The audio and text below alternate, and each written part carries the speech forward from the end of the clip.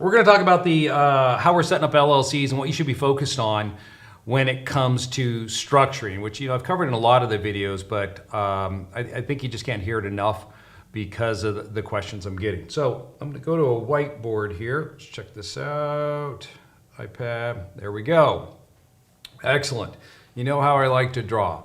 So here's the thing. When it comes to setting up your real estate for your structuring, what we always want to do is determine where is that property located, because that's really going to drive the decision as to what type of structure we're going to be creating for this piece of residential real estate. And what I mean by that is that, a lot of people talk in terms of, hey, let's just set up a limited liability company, put that property into the LLC, and we're good to go. But, depending on where this property resides, there might be a better structure for that deal that, you want to avoid any transfer taxes, of course, so we have to be focused on that. You want to make sure that you're putting together a structure that's optimized for what you're doing, so you're not having to create a ton of entities, possibly if the state permits for a certain type of structure. So there's many layers that we're going to focus on when we're determining how we want to own our rental real estate inside of business entities. And of course, you have to know whether or not you're using financing and how that plays into this as well. So a couple of things to consider here when we're thinking about structuring. Where is a property located? Here are the states where we're typically not going to use a traditional limited liability company structure. So I just want you to know that. Florida is one. So if you own real estate in Florida and it's encumbered by a mortgage, we're not necessarily going to be using an LLC for that property unless you can buy in the name of the LLC. But if you buy it in your own name because you're using financing, and you currently have it and has a mortgage on it, we're not going to be using an LLC in Florida. Another issue that we run into when it comes to structuring is going to be Pennsylvania. So if you're thinking about investing in Pennsylvania, one of the issues we have there is that, again, if you own the property in your own name and you're not buying in the LLC, Pennsylvania will tax you when you transfer that property into your limited liability company. So we need a different type of strategy for that state.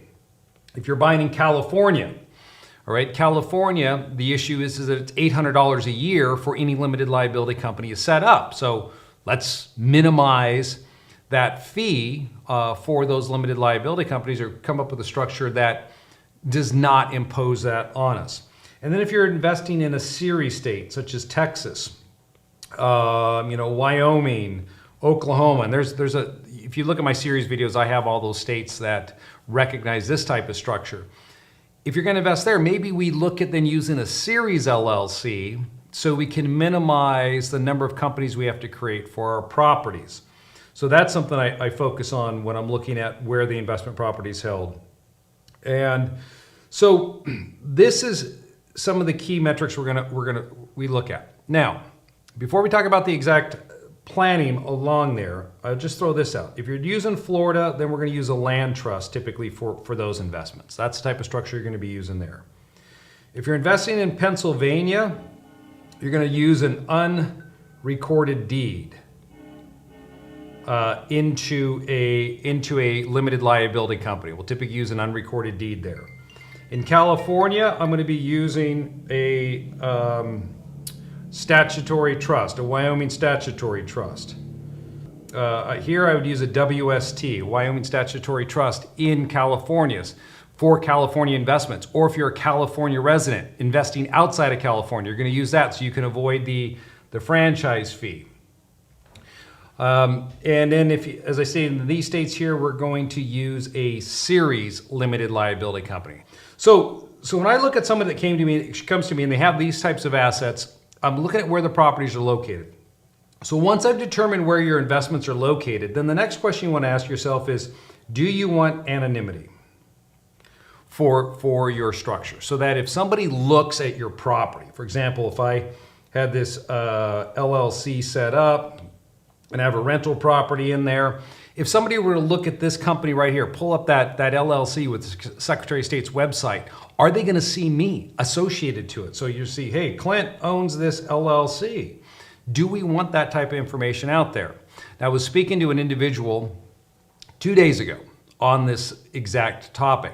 They said, well, what is the value, Clint, in having anonymity for my limited liability company? I mean, I really don't care if people know that I own it, because if they sued, the LLC is going to protect me. So that's one way to look at it, I told them. But I said the other thing to think about is that let's assume that the tenant doesn't have a claim against you. So they're not going to sue you because the attorney won't take the case. If the tenant is disgruntled, what could they do? Well, they could figure out where you work and cause problems for you at work by calling up and harassing your employer, making false statements about you, get online and try to destroy you on social media. So there's things that they can do that you don't have much recourse for, especially if they go online. I don't know if anybody's ever been through that process before. If you want to have those posts removed, comments that people are making about you, it's extremely difficult to get that stuff taken down. So I think that from a landlord's perspective, I want to keep my ownership private. I don't want people to know that I own the asset. I'm going to use anonymity because I don't want to give them any additional leverage points against me, because people will use it if they know it's available in certain circumstances. Not everyone, but it's just why run the risk. So if you want anonymity, then what I suggest you do, you've heard me talk about this many, many times, is we start with an LLC in Wyoming, right here. So this would be a Wyoming LLC. And the reason why we're going to set up this Wyoming limited liability company is because when I set it up in Wyoming, I don't have to list anyone as far as the members or managers are with the Secretary of State. So I'm going to be the one running this company. So I'm going to make this one manager managed. I'm going to be listed as the manager. And I'm going to be the member down here of my LLC. And if I'm married, I'm going to bring my spouse in as well. And so she's going to be on this LLC as a member. And she may also be a manager. Why not? Let's put, both of us are going to be managers and members of this LLC. And so when we set this up to make sure that we have anonymity, okay, you can't set it up on your own. I, Clint, couldn't go to Wyoming and set this LLC up on my own, because if I did that, when I file it, I'm going to have to list myself as the organizer. And so I got this question the other day on the YouTube channel. Somebody was asking, Clint, can I set up a Wyoming LLC for anonymity? I said, yes, you can, but you can't do it yourself. You have to hire someone to do it for you, because when you submit the filing, if you're the one doing it, you have to put your name there. And on an annual basis, you want that same person to file the annual renewal. I have a client that I've been working with out of Texas, and he created an LLC before he came to us in Wyoming with another party. And then he came to us, and now he's working with Anderson here for a structuring. And I saw his existing Wyoming LLC, and I said, hey, before we get going any further, we may want to create a new one for you, because on the annual renewal statement that was submitted, because he'd had it set up for over a year, I said, you filed that. The person you originally used to set it up, you didn't have them file it. When you filed it, your name got listed there. So if you want anonymity, you want to keep it in place, you can't be making any of the filings, or else you'll destroy it. So anyhow, you set this entity up first. Then once that entity is created, we need to look and determine where your property is located. So if this property here was located in Florida, then what I would do is I would set up a Florida land trust for that property, because assuming it has debt. If it's debt-free, you could use an LLC, but if it has debt on it, then I would use a land trust, because transferring real estate in Florida into a land trust is not subject to a transfer tax. Whereas if you transfer real estate that's encumbered by a mortgage into an LLC, it's subject to a transfer tax. So I want to avoid that. Florida offers asset protection for their land trusts. So great, I'm going to have asset protection with this land trust, so if anything happens with the property, I'm protected. So I would set up a Florida LLC, make the or Florida land trust, and make the Wyoming LLC the beneficiary. Let's say I pull another investment over here, and this one, this property happens to be located in, Texas. Well, if I know that I'm going to be continuing to invest in Texas, I'm going to be buying more properties there, then what I would create is a Texas series LLC that is member managed.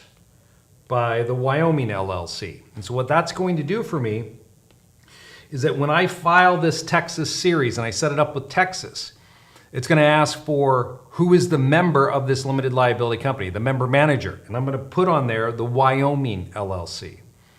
Okay, so then everything points back to here and nothing points to me individually.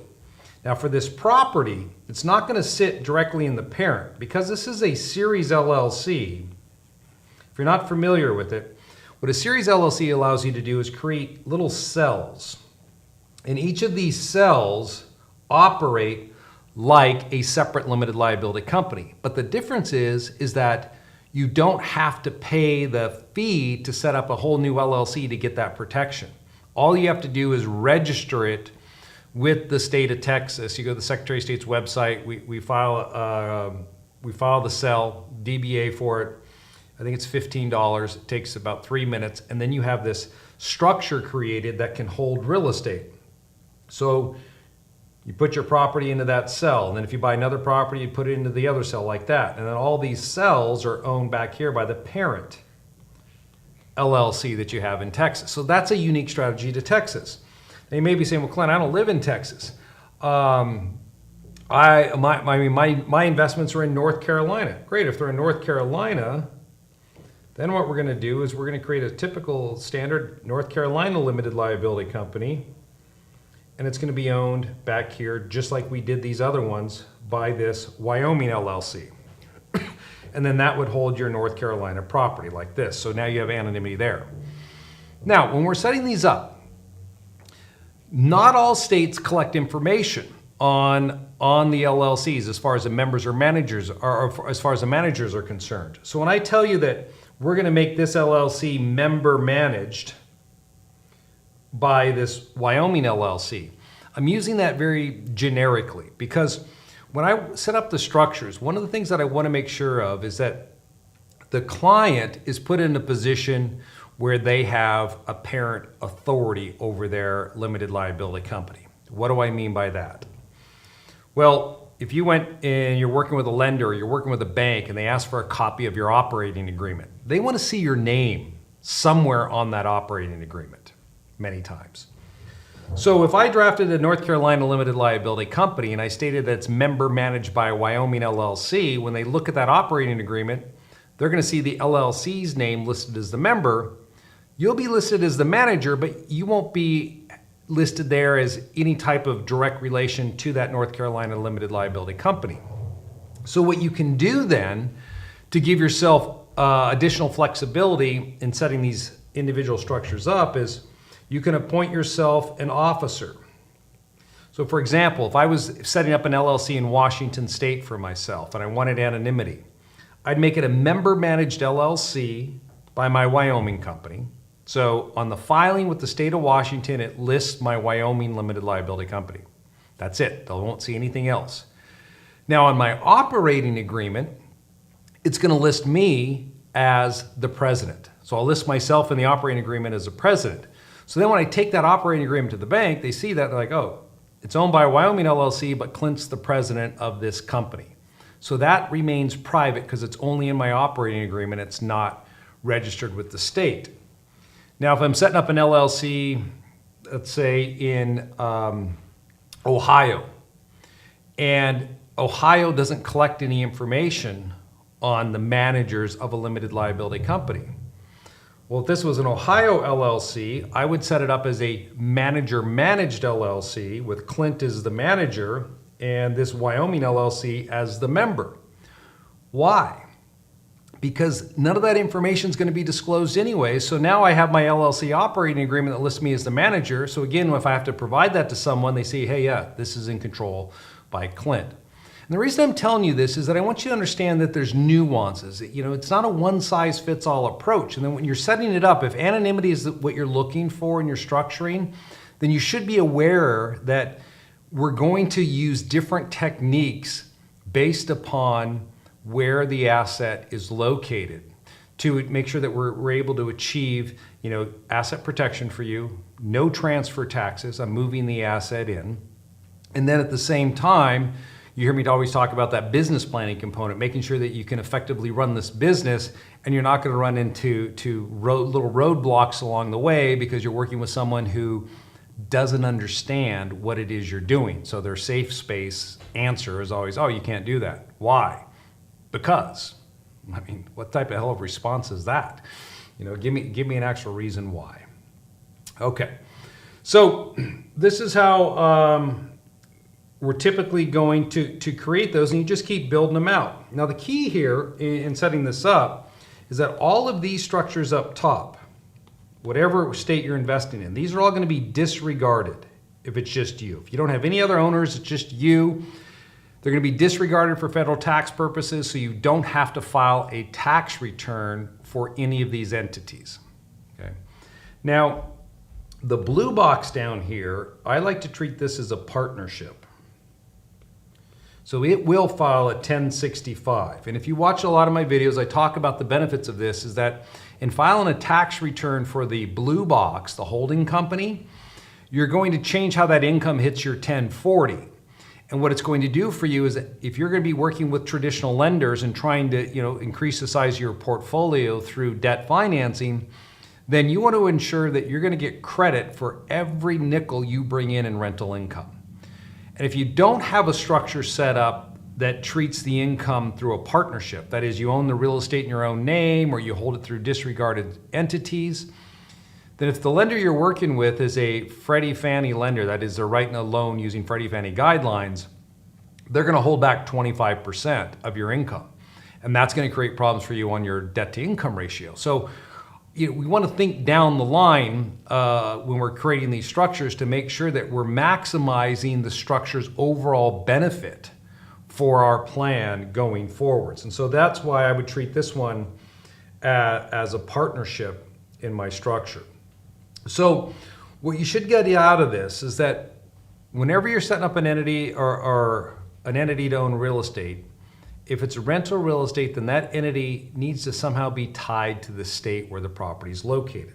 I do want to thank you for those of you that have subscribed to the channel and for you watching it, and keep up those questions and we'll keep the conversation rolling. Take care, everyone. Thanks a lot.